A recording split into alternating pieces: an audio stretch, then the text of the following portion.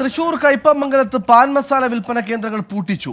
ഇതര സംസ്ഥാനക്കാർ നടത്തിയിരുന്ന പാൻ മസാല വിൽപ്പന കേന്ദ്രങ്ങളാണ് അടപ്പിച്ചത്. 3 പിടിക, അറവുശാല, വഴിയമ്പലം എന്നിവിടങ്ങളിലായി നിരവധി കേന്ദ്രങ്ങളാണ് പ്രവർത്തിച്ചിരുന്നത്. ഇവിടെ നിന്ന് നിരോധിത ലഹരി ഉൽപ്പന്നങ്ങളും പിടികൂടി.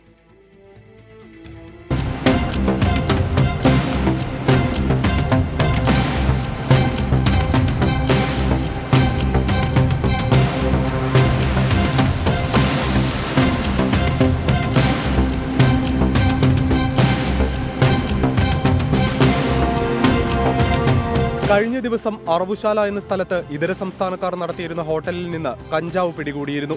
ഹോട്ടലിന്റെ മറവിൽ കഞ്ചാവിന്റെയും നിരോധിത ലഹരി ഉൽപ്പന്നങ്ങളുടെയും കച്ചവടം തകൃതിയാണെന്ന വിവരത്തിന്റെ അടിസ്ഥാനത്തിലാണ് പരിശോധന നടത്തിയത്.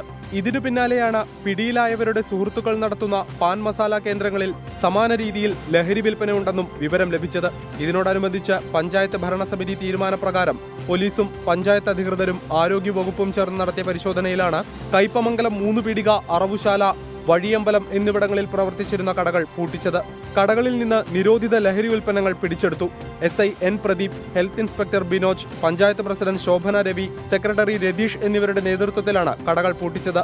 വരും ദിവസങ്ങളിലും പരിശോധന തുടരും.